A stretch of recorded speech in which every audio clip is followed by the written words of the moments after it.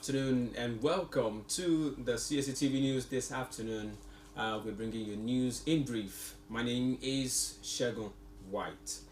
In the news this afternoon, we bring you the news from Benue State. The commissioner of Benue State has been relieved and is unharmed, and no ransom has been paid. In a recent development, the Benue State government confirmed the safe release of Matthew Abo, the Commissioner of Information, Culture and Tourism, who was abducted by gunmen on September 24, 2023.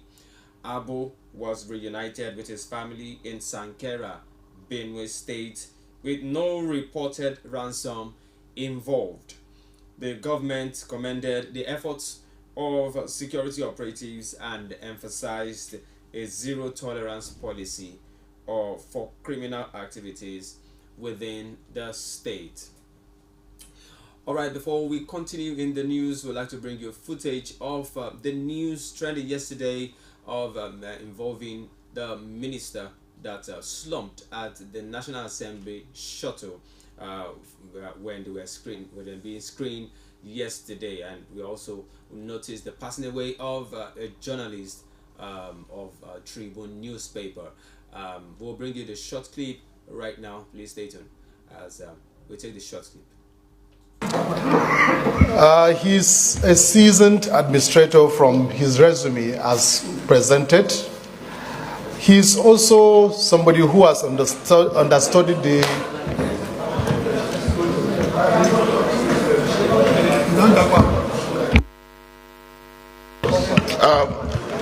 Mr.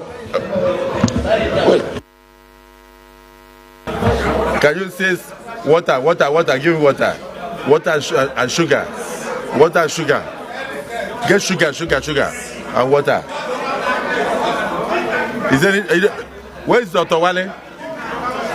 Can the camera see immediately?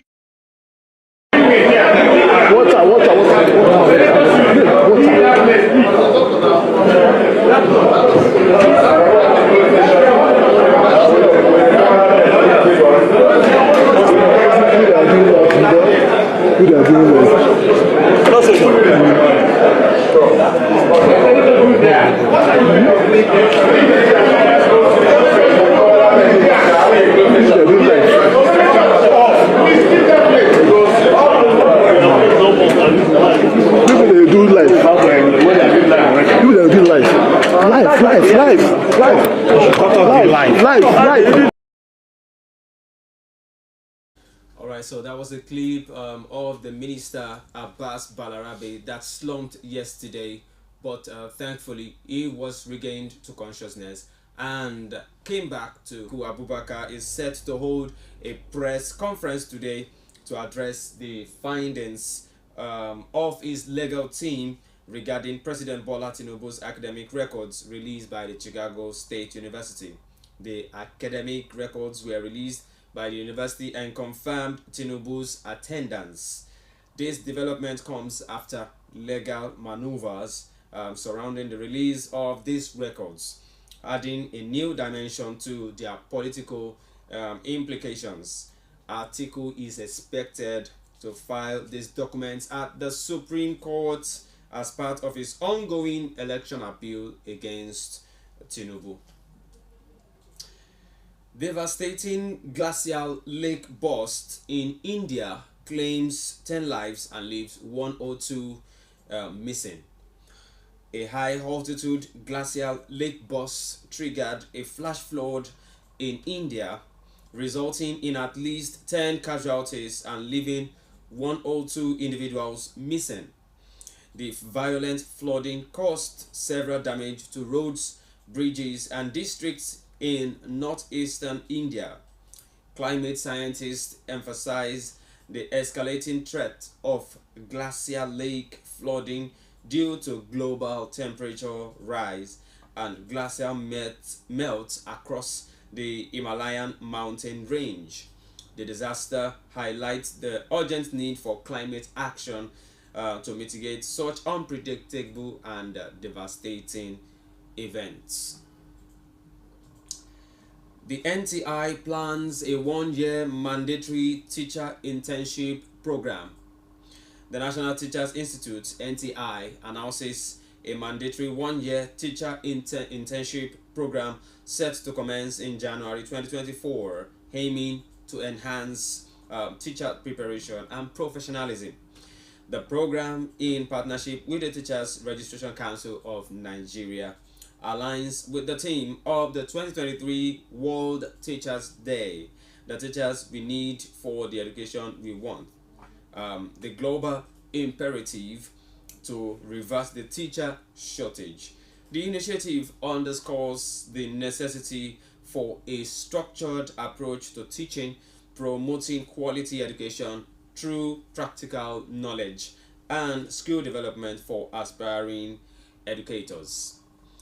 And by the way, today is World Teachers Day, and we say congratulations and happy Teachers Day to all teachers all over the world, because as is the general saying, no profession is recorded or can ever occur without a teacher. Now we go to business news. World Bank urges and cautions the CBN and Ethiopia and Uganda on unconventional monetary measures. The World Bank cautions Central Bank of Nigeria, Ethiopia, and Uganda against unconventional monetary measures that could potentially undermine their monetary policies. The highlighted measures include monetizing the fiscal deficit, direct lending interventions, untargeted subsidy programs, and foreign exchange controls. The warning stems from the critical challenge of inflation faced by these countries, particularly due to underdeveloped financial systems, a substantial informal sector, and lack of coordination between monetary and fiscal policies. The World Bank stresses the need for coordinated actions to mitigate inflation and its adverse effects on economic activities. Stakeholders advocate investment and technology to address Nigeria's electricity challenges. The Federal Ministry of Power and stakeholders in the energy industry emphasize the importance of investment and technology to address Nigeria's electricity challenges. The discussions took place during the 10th Nigeria Energy Conference themed Unlocking New Value with Reforms, Investments and Technology. Key figures in the energy sector highlighted the need for collaboration and commitment from all stakeholders to advance the energy sector and ensure a sustainable energy future.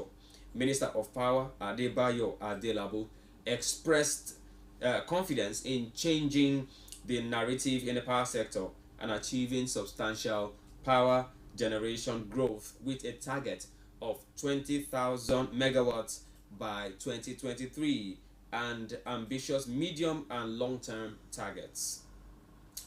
The emphasis was placed not only generating power but also ensuring transmission efficiency and distribution to meet the needs of electricity consumers in the country. So also in the business news, All On and Oxano commissioned 100 megawatt solar panel factory.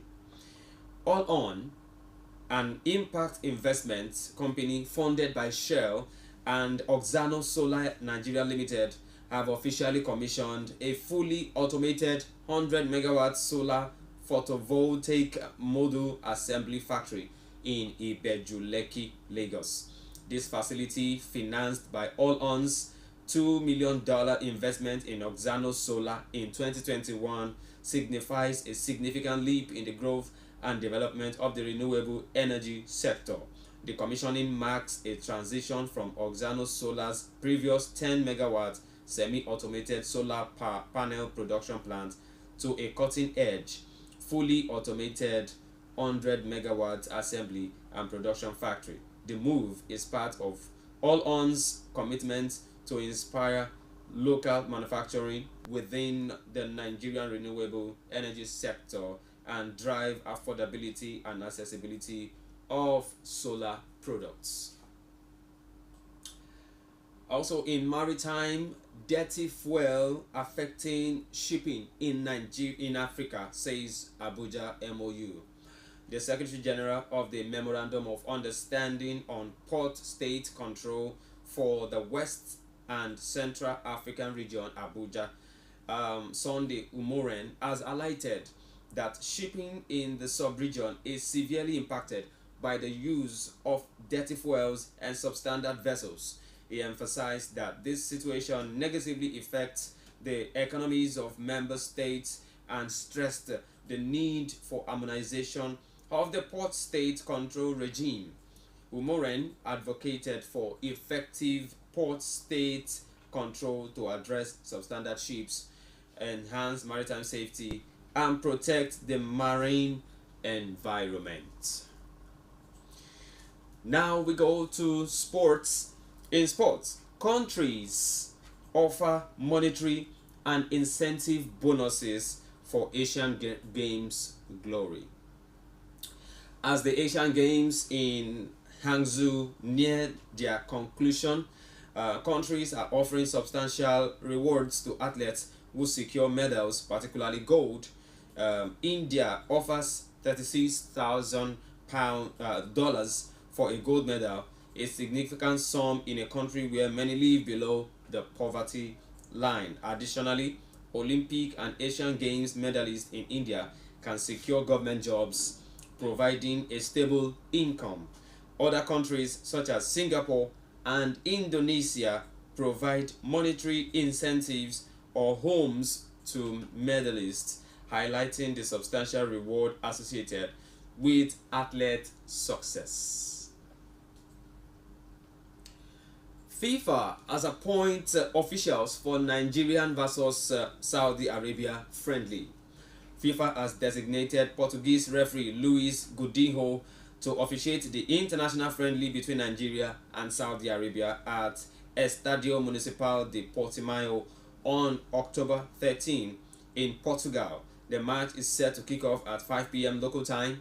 Godinho will be supported by assistant referees Bruno Jesus and Thiago Costa, while Miguel Nogueira will serve as the fourth official. Helder Cavallo will manage the VAR and assisted by Bruno Vieira. This match marks the second encounter between the two countries, with their previous meetings resulting in a scoreless draw ahead of the 2010 FIFA World Cup. Also in the transfer news, Brighton is eyeing January move for Wilfred Ndidi. Brighton and Hove Albion are considering making a move for Nigerian midfielder Wilfred Ndidi during the January transfer window, as reported. Ndidi, currently playing for the Leicester City in the English Championship under manager Enzo Maresca, has yet to extend his contract with the club, making him eligible for free transfer next summer if he doesn't sign a new deal by January 1, 2024. Football transfer expert Ekrem Kono revealed Brighton's interest in the defensive midfielder, who has been excelling in his new number 8 role at Leicester City. Despite a link to Nottingham Forest in the previous summer transfer window, the deal did not materialize. Okay, so that's it from us from the CACTV news this afternoon. We thank you for staying tuned with us and always staying glued to your TV as we bring you seasoned and up-to-date news from around the Federation and around the globe. Thank you for listening to us. You can always, like I always said, reach out to us and give us your comments and suggestions on all of our social media, on Facebook and on YouTube, and also on Instagram. They are also open to businesses if you deem it fit. My name is Shegun White. Enjoy the rest of your day and be good. Thank you for staying with us.